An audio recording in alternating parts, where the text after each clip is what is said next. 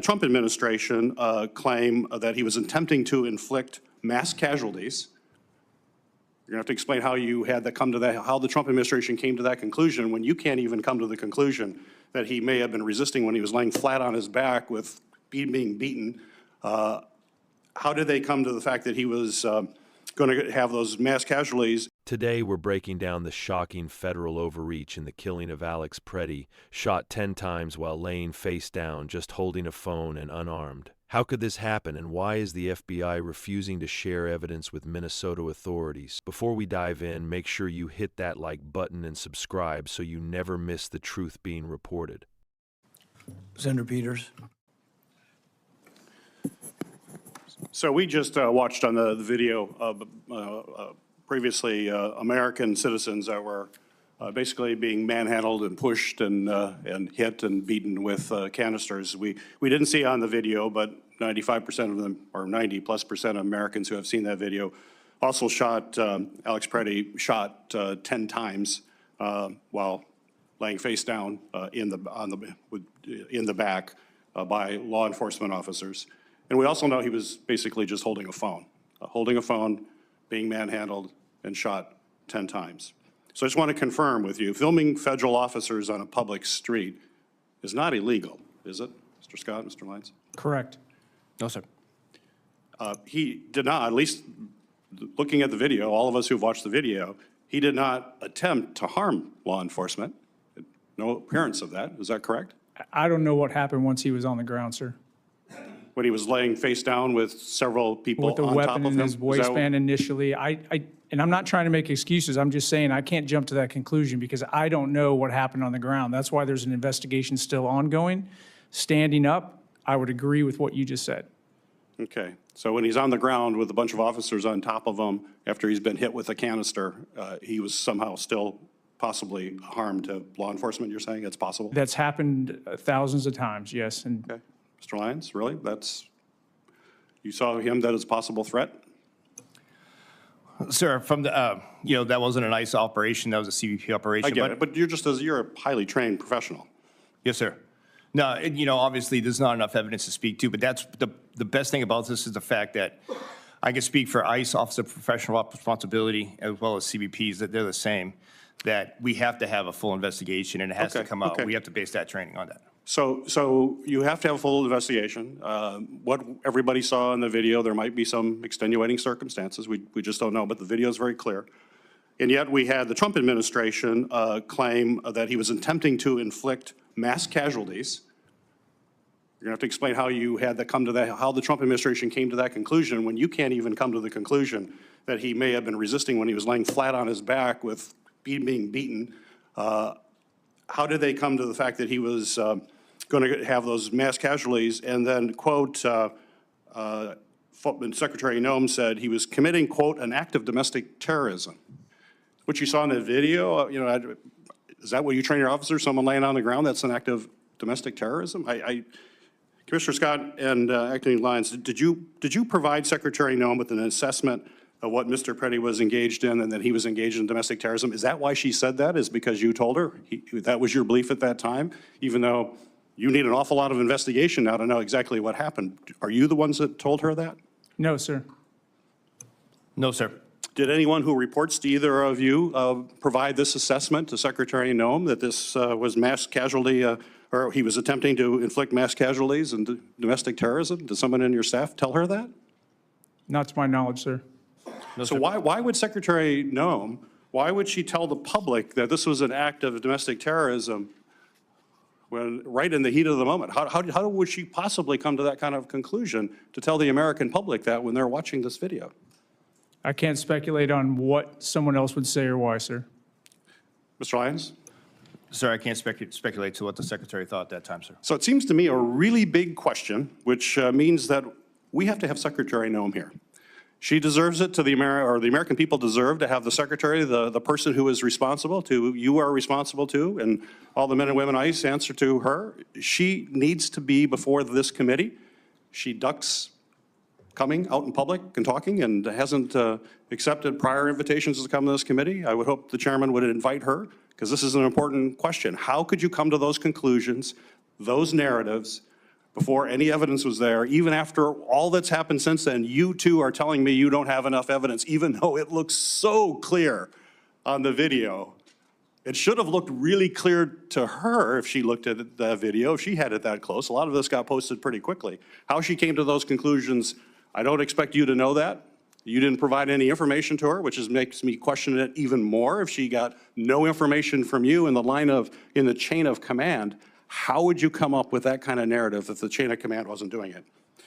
Acting Director Lyons, we have all seen multiple instances of DHS personnel jumping out of unmarked cars. They will have weapons drawn. They're wearing masks. They don't have clear identification. And this, of course, immediately will escalate an encounter with the public. There's no way around it that's not escalatory when you see that coming at you. Often these masked individuals are only wearing a sign on their vest that just says police. This is the type of vest that can be easily purchased by anyone and used to basically impersonate an officer. In fact, last year, this administration, the Trump administration's FBI released a bulletin entitled, and I'm going to put this in the record without objection, Mr. Chairman, "Criminal Actors Impersonate ICE Agents to Commit Violent Crime." Are you aware of this bulletin put out by the FBI? Yes, sir. Mr. Scott? Yes, sir. So I'll put this in the record if I may, Mr. Chairman. So given this, the FBI is warning people that criminals are impersonating immigration officers. My question to you is, how can you expect any U.S. citizen to follow orders from an unidentified masked man surrounding them, given we know there are these impersonators out there that are, according to the FBI, committing a lot of crime because they're terrified. They don't know what's going on. They don't know who these people are, or they falsely believe they're a federal agent, and they aren't. They're a violent criminal. So, I mean, these tactics are causing fear. They're chaos in our communities. It's why we need, I think, to have common sense reforms to rein in these practices. What we're advocating is that the men and women who are federal agents just follow the same rules that our local police follow. Our local police are highly professional. I have the greatest respect for them. They do amazing work and put their life in harm's way regularly, but they have a set of rules that they have to follow. And that's not happening with what we're seeing with with agencies related to the federal government. So I think we should have a legitimate discussion about that safety and reasonable practices going forward. And I would hope that you would support that. Just in general, do you think that you should follow the same rules of those followed by local police in our communities? Is that reasonable, Mr. Scott? I believe you're talking about uniform standards. At CBP, we do. You have to have a name tag. It has to be clearly identified. There are times we've made exceptions on the name tag, and we used a different identifier, but it was an individual identifier so people knew who they were. And all of our agents and officers have to carry their credentials with them and their real badge with them. So all across the board, there are a wide range. We put together a proposal of a wide range of practices that have been adopted by police organizations all across the United States of America. Would you feel comfortable abiding by the same kind of regulations and guidelines that local police follow on a whole host of issues? I would look at those. I believe that very different law enforcement organizations have different considerations, but the general concepts, yes, and I think we do currently follow. Mr. Lyons? Yes, sir, I'm open to that, but one thing I'm also open to too, sir, is looking for the help from this committee and other elected officials, not only to help us bring down the rhetoric, but help us to hold those people accountable that are threatening ICE officers and agents. I think to dispel the fear of the men and women of ICE, that'd be huge. That would be a real step going. As we've looked at the complaints, and Senator Peters has brought this up, one of the things from a lot of the different videos that are out there is the complaint that the officers are quick on the draw. Basically, they're drawing weapons. I know there are rules for the police drawing weapons. A lot of times I've been told you don't draw it unless you're planning on using it or unless there really is an imminent threat. There's some subjective nature to figuring that out. But, you know, there was one video of a woman, you don't have to come out of the specifics, but, you know, a hypothetical woman has come to a stop. She has not brandished a weapon. Her car is stopped. The ICE agents get out, all guns drawn. That to me doesn't seem like it would be consistent with your policy. What is the policy on when you draw your weapon? Each of you, Mr. Scott first.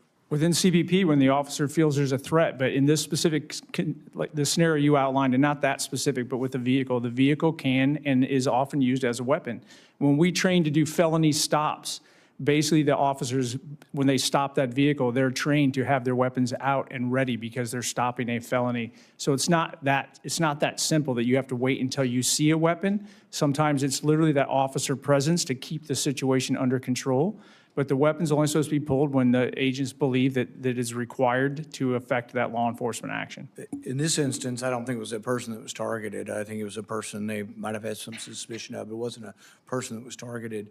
The problem is that nobody really looks at this, particularly this one instance, and thinks the police would do it that way. When police make traffic stops, they avoid the car, they come from behind the car, they'll often have their hand on their weapon, but you almost never see a policeman with a gun drawn on a traffic stop or any kind of stop unless they've either seen a weapon or they really are in fear of their life. I think, and this is just my opinion, you have to look at what your rules are for drawing weapons, because it appears to me they're not using the same standard as the police. Sir, I could just speak to my experience. I've done thousands of traffic stops. Like I said, I was a 10-year city police officer prior to coming to ICE. And obviously, our training, we do fall back on the two main Supreme Court decisions, Tennessee versus Gardner, for one. And, we can't speak to the totality of the circumstances, especially in the case where we don't know exactly what it is. We can't go to that officer's mindset. So each one is separate. But if you look at the use of force, curriculum in the pyramid, officer presence is include one of those things. So to your point, sir, I've done it many times myself, felony traffic stop. In the case of ICE, oftentimes we do know it's a felon or wanted felon that we're going after. The firearm may be drawn. But again, each case is. I think it does make a difference whether you're stopping a target who's a felon stop versus stopping a random person. In the instance that was displayed recently in the news, I don't believe it was a felony stop. I don't even believe it was a targeted stop. No, sir, that's what I meant, to your point. This, I think, probably was somebody filming that was annoying them or pestering them, and then they went and they followed the person and stopped them. And I think the weapons being drawn was inappropriate, but I would suggest that you need to look at these and you need to look at the policy, because I don't think they're living up to the same standard of the police. I think the police, frankly, are better trained, which is the other complaint that people have had. Have we rushed some of the people into the job, and have we not had adequate training? Alex Pretti was fatally shot by CBP agents during an immigration enforcement operation in Minneapolis. The footage shows him laying face down on the ground, completely restrained and not posing a visible threat, yet he was still shot multiple times. Minnesota investigators are raising serious concerns because the FBI has refused to provide key evidence, blocking the state from conducting a full independent review. This raises critical questions about transparency and accountability within federal agencies. To make matters worse, the two CBP agents involved in the shooting have been publicly identified, putting a spotlight on federal law enforcement tactics and their rules of engagement. These are the same tactics that escalate encounters with civilians, unmarked vehicles, weapons drawn, masks, and minimal identification. This situation exposes a larger problem. When federal agents operate without the same rules that guide local police, it puts both officers and citizens at risk. We need clear, enforceable policies and full cooperation with state investigations to ensure accountability. As a patriot, I stand for law and order, but also for justice and transparency. Americans deserve to know the full story, and federal agencies must be held to the same standard as our local law enforcement. This isn't just about one man, it's about the integrity of our federal system and the safety of our communities. Let me know what you think in the comments. Should federal agencies follow the same rules as local police? And don't forget to like this video and subscribe for more updates on government accountability, federal overreach, and stories that matter to every American. We'll keep tracking this case and bringing you the facts, so stay tuned.